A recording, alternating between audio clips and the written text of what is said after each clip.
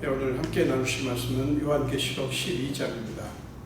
요한계시록 12장 7절부터 17절까지입니다. 요한계시록 12장 7절부터 17절까지요. 우리 한 목소리로 함께 읽겠습니다. 하늘에 전쟁이 있으니 미가엘과 그의 사자들이 용과 더불어 싸울세.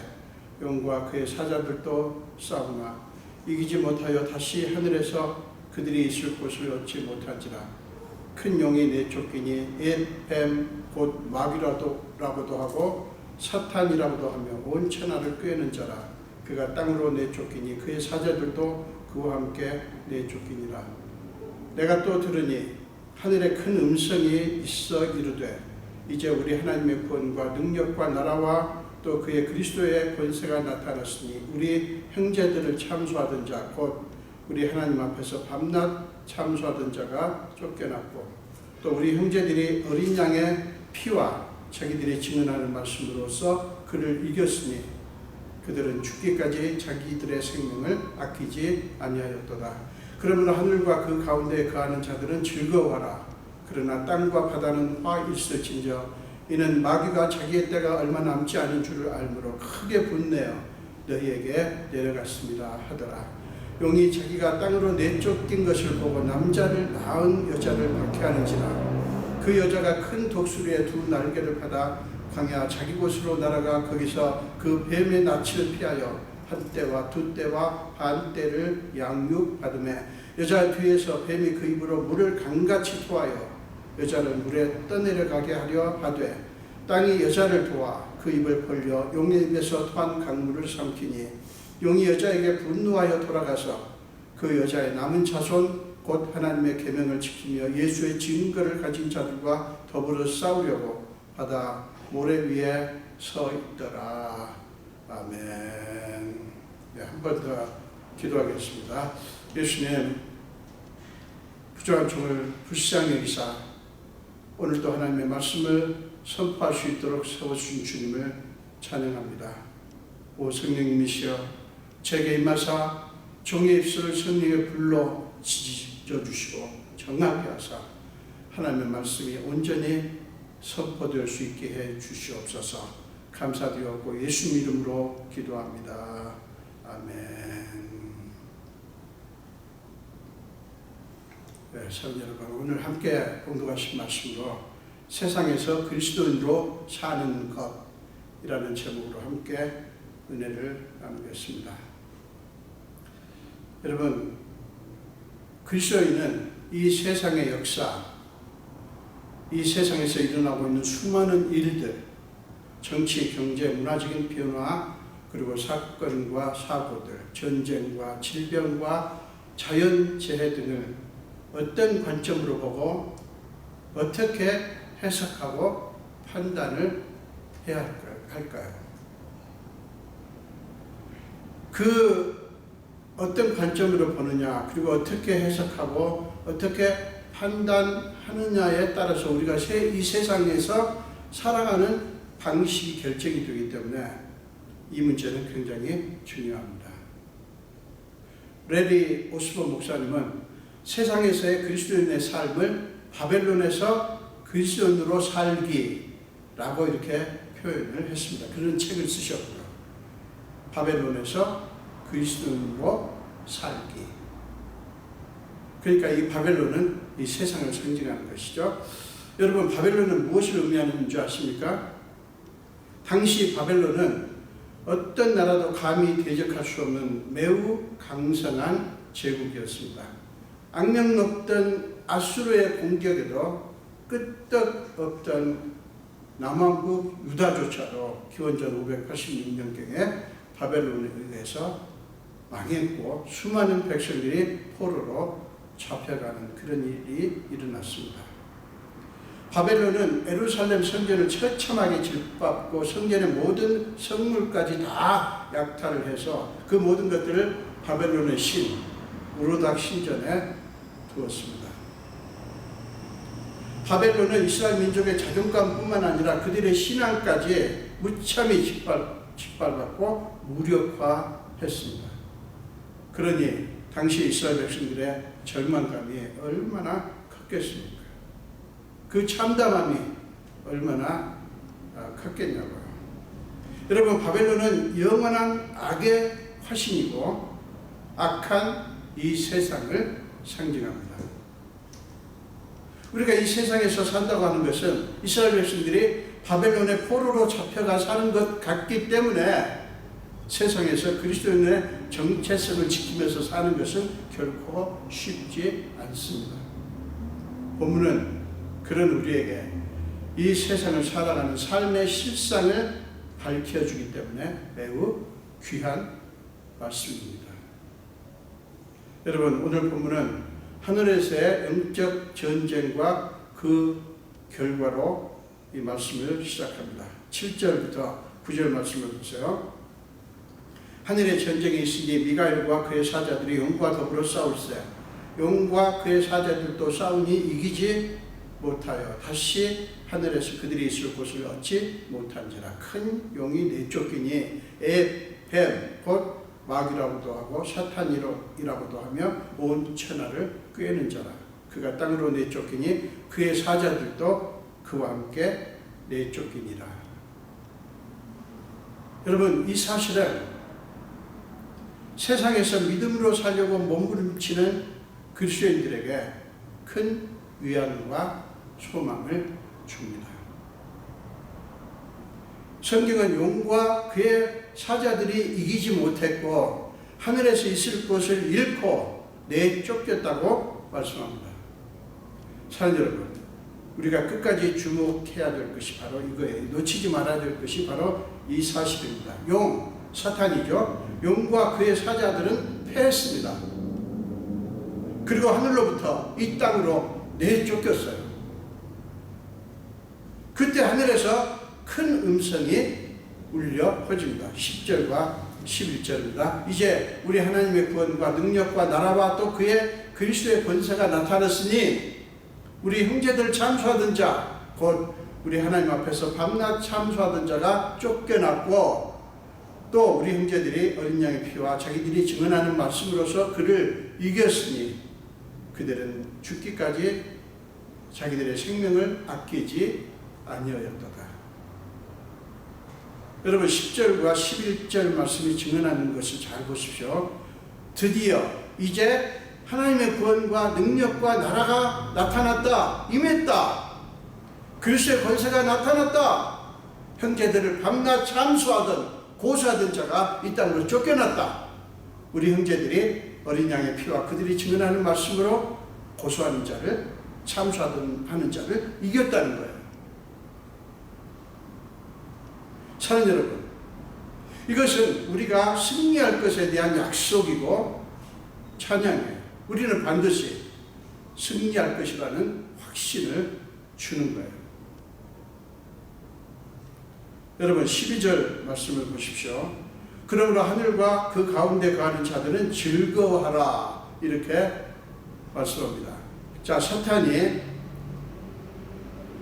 전쟁에서 패하고 쫓겨났다는 말씀, 그리고 하나님의 구원과 능력과 나라가 임했다, 권세가 그리스도의 권세가 나타났다 하던 그런 사실, 그리고 우리 형제들 참수하던 고수하던 자들이 이제 하나님 앞에서 다 쫓겨났다, 이런 말씀을 하면서 그러므로 하늘과 그 가운데 거하는 자들은 즐거워하라고 말씀하는 거예요.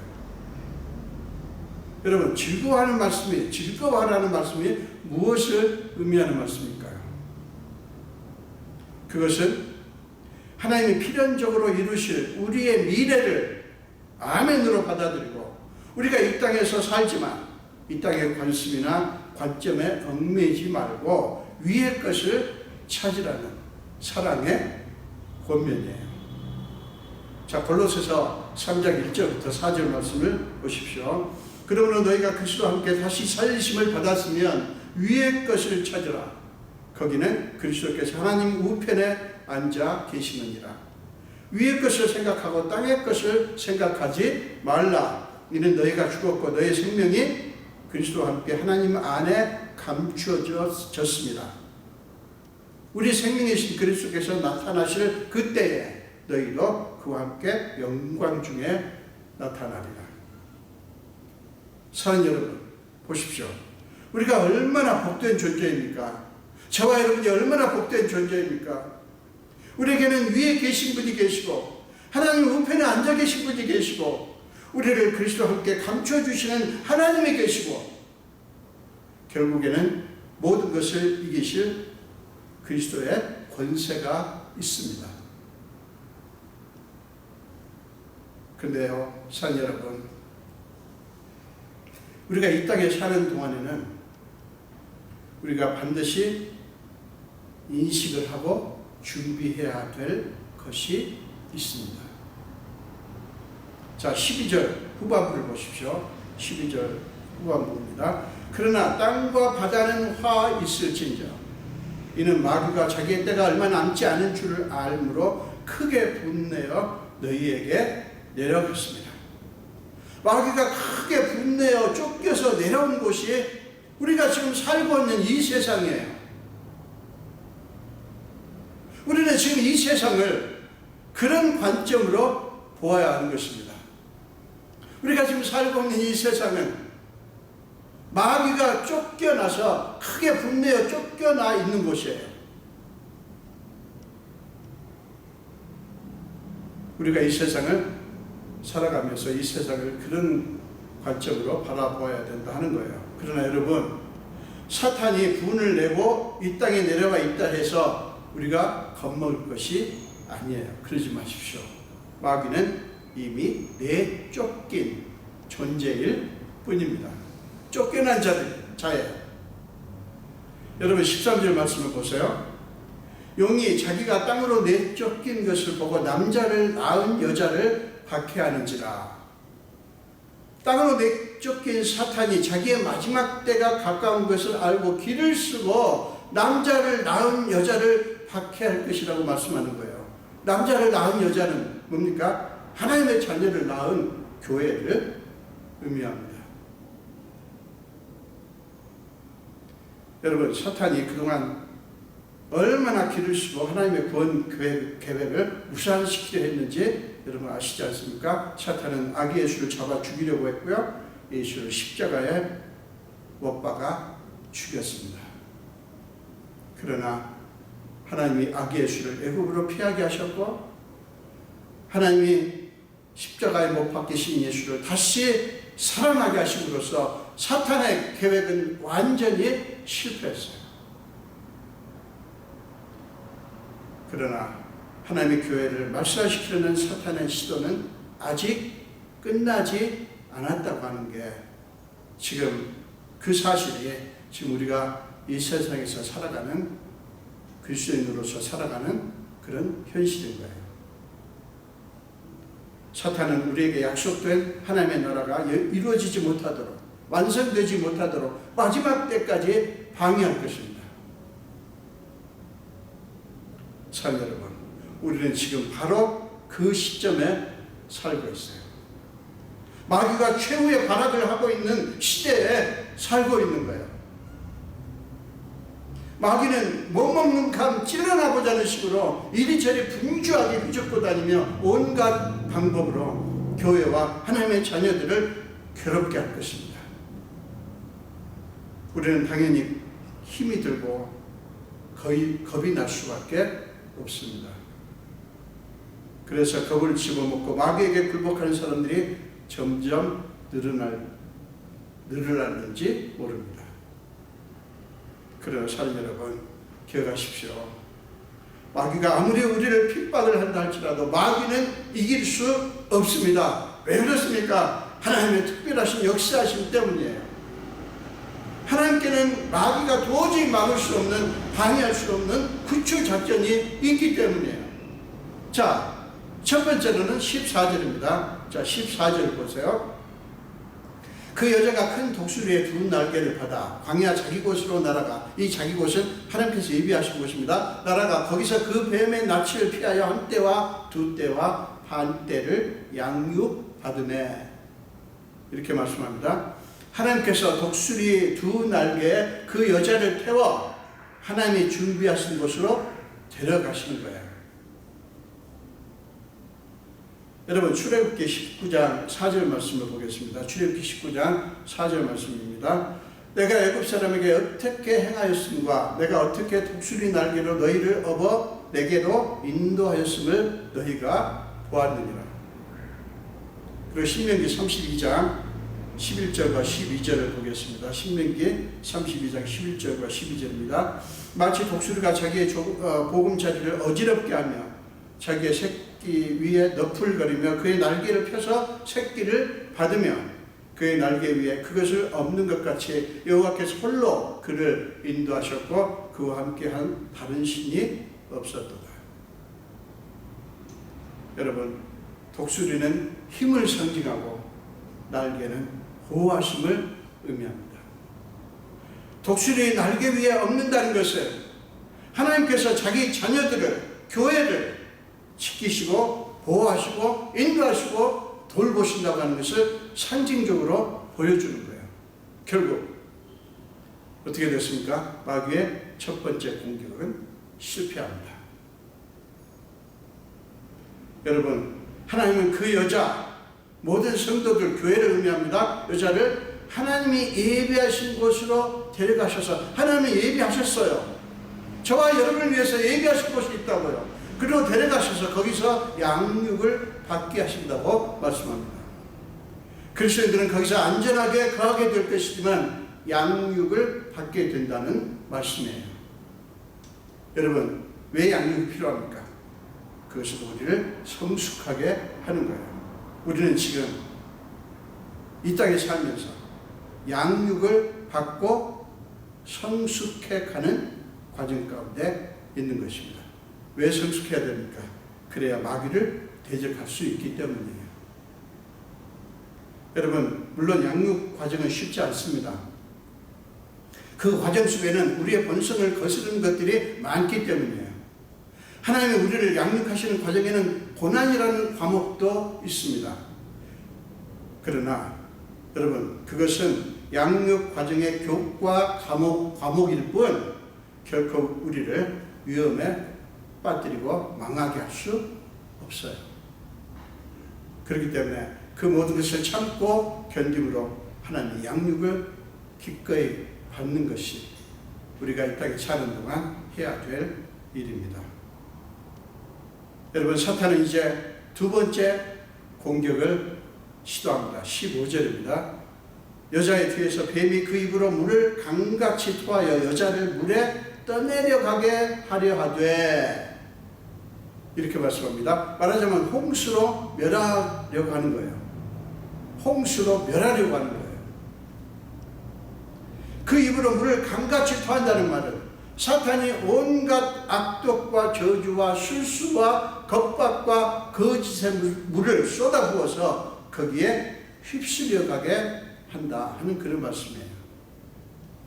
오늘날 마귀가 토해낸 엄청난 거짓 사상, 거짓된 것들에 휩쓸려서 이단에 빠지고 있는 그리스도인들이 얼마나 많습니까? 그러나 여러분, 사탄의 두 번째 공격도 실패합니다. 자, 16절 보십시오. 땅이 그 여자를 도와 그 입을 벌려 용의 입에서 토한 강물을 삼키니, 이렇게 말씀합니다. 땅이 그 여자를 도와 그 입을 벌려 용의 입에서 토한 강물을 삼켜버렸다고 말합니다. 여자는 영락없이 큰 물에 휩쓸려서 죽을 수밖에 없는 그런 상황이었지만 이번에는 땅이 그런 역사를 일으킨 거예요. 여러분, 하나님이 여자, 즉 교회, 우리 그리스도인들을 구하기 위해서 땅을 움직이셨다고 하는 것을 보여주는 그런 말씀입니다. 하나님은 기상천외한 방식을 사용하셔서 자기 백성을 건져내신다고 하는 것을 보여주시는 거예요. 여러분, 다윗의 고백을 보십시오. 시편 124편 2절부터 5절까지입니다. 시편 124편 2절과 5절입니다. 사람들이 우리를 치러 일어날 때에 여호와께서 우리 편에 계시지 아니하셨더라면 그때 그들의 노여움이 우리에게 맹렬하여 우리를 산채로 삼켰을 것이며 그때 물이 우리를 휩쓸며 시내가 우리 영혼을 삼켰을 것이며 그때에 넘치는 우리 영혼을 삼켰을 것이라 할 것이로다. 다윗이 그렇게 고백합니다. 하나님이 우리 편에 계시지 않았더라면, 하나님께서 우리를 지키시고 보호하시지 않았더라면 우리는 영락없이 그 넘치는 물에 삼켜졌을 것이다. 이렇게 고백을 하는 거예요. 여러분, 두 번의 공격에서 실패한 용은 마귀는 마지막 결전을 준비합니다. 그게 17절에 있습니다. 마지막 결전을 준비하는 거예요. 용이 여자에게 분노하여 돌아가서 그 여자의 남은 자손 곧 하나님의 계명을 지키며 예수의 증거를 가진 자들과 더불어 싸우려고 바다 모래 위에 서 있더라. 이렇게 말씀합니다. 사랑하는 여러분, 여러분은 하나님의 계명을 지키며 예수의 증거를 가진 사람들이죠? 그렇죠? 그렇다면 우리는 마귀와의 최후의 결전을 앞두고 있습니다. 이건 선택의 문제가 아니라 필연의 문제예요. 싸움을 피할 수 없다는 말씀이에요. 사랑하는 여러분, 마귀와 결전을 벌여야 한다고 하니 두렵습니까? 여러분이 혼자 여러분의 힘으로 싸워야 한다면 당연히 두려울 수밖에 없어요. 그러나 우리는 결코 우리 홀로 싸우지 않습니다. 십자가 위에서 우리를 위해서 피를 흘리신 주님이 우리와 함께 싸우십니다. 우리에게는 그 보혈의 능력이 있어요. 그 보혈의 권세가 있습니다. 사랑하는 여러분, 기억하십시오. 우리가 미리 항복해버리지만 않는다면, 즉 우리가 예수 그리스도를 포기하지만 않는다면 그분이 이기셨기에 우리도 반드시 이깁니다. 여러분, 우리는 주님의 은혜로 이길 싸움을 싸우게 되는 거예요. 승리할 것인가 패배할 것인가 걱정하지도 두려워하지도 마십시오. 내가 이 믿음의 싸움에서 승리할 것인가 패배할 것인가 걱정하지도 마시고 두려워하지도 마시라고요. 승리가 보장된 싸움이 우리 앞에 있습니다. 사랑하는 여러분, 세상에서 그리스도인으로 살다고 하는 것은 소풍놀이 하듯 사는 것 아닙니다. 그리스도인의 삶은 끊임없이 마귀와 싸우는 삶인 거예요. 마귀와의 싸움을 포기하는 것은 믿기를 포기하는 것과 같습니다. 참 여러분, 우리는 주님의 은혜로 반드시 이길 싸움을 싸운다는 사실을 여러분 절대로 잊지 마시기 바랍니다. 우리는 반드시 이길 싸움을 싸우는 거예요. 아니, 결과가 결정이 됐어요. 이기게 돼 있다고요. 그러므로 겁내지 마십시오. 도망치지 마십시오. 도망치면 사는 게 아니라 영원히 죽습니다. 그리스도인으로 사는 것은 이미와 아직 사이에 사는 것입니다. 이게 무슨 말이냐면 우리는 이미 영생을 얻었어요. 하나님 나라가 우리에게 이미 이루어질 것이라는 약속을 우리는 가졌습니다.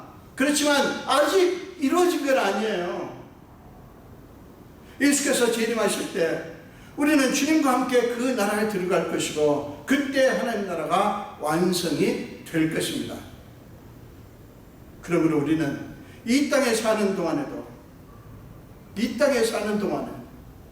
하나님 나라의 시민이라는 정체성으로 살아야 합니다.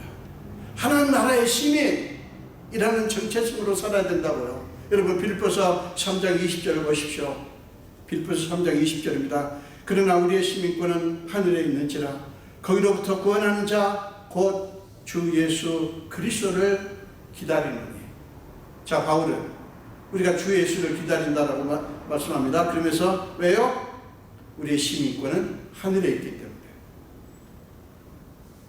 사랑하는 여러분, 우리가 지금 이 땅에서 살지만, 이 세상에서 살지만 우리의 삶은 반드시 다시 오실 주님을 기다리며 영원한 생명과 하나님 나라가 완성될 그 순간을 바라보며 사는 삶을 살고 있습니다. 여러분, 이 세상에 살지만 우리의 삶은 반드시 다시 오실 주님을 기다린다고요. 그리고 영원한 생명과 하나님 나라가 완성될 것을 바라보며 삽니다. 주님이 재림하실 때까지 우리의 삶에는 힘든 일들이 있을 것입니다. 왜요? 마귀가 계속 방해할 것이기 때문에.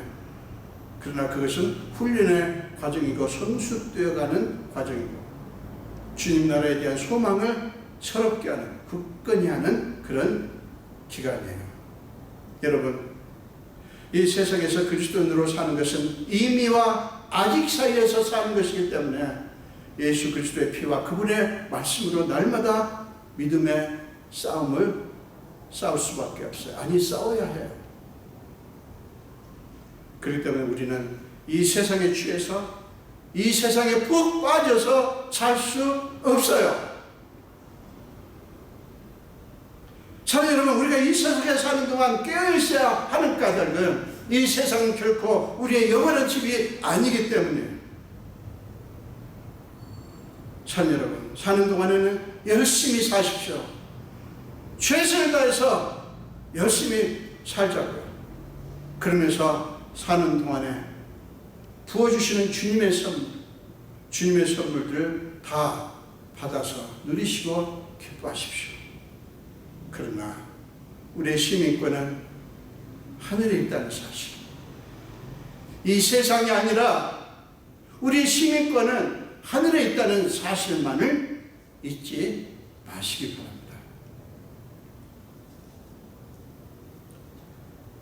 죄 많은 이 세상은 내 집안이네, 내 모든 보화는 저 하늘에 있네.